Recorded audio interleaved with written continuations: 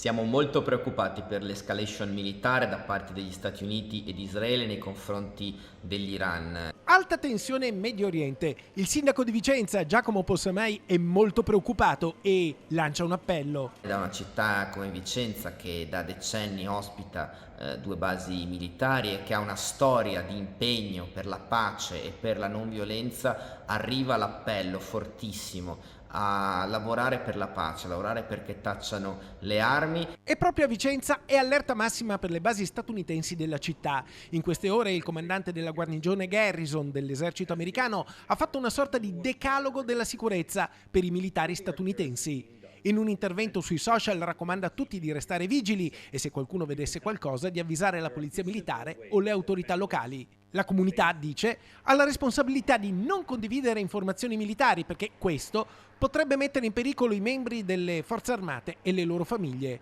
Quindi, conclude, rimanete vigili e affidatevi alle informazioni ufficiali.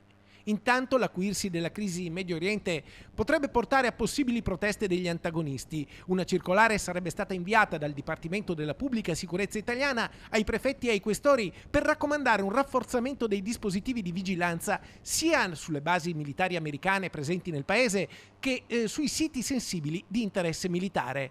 E da Vicenza il sindaco lancia un messaggio al governo italiano. Una richiesta al nostro governo di impegnarsi fino in fondo in questa direzione insieme all'Unione Europea, e anche una richiesta al nostro governo di avere un'attenzione specifica per la nostra città, che da decenni ospita basi militari americane, e quindi è doveroso che sia protetta e attenzionata anche con la presenza delle forze dell'ordine che da tanto tempo stiamo richiedendo.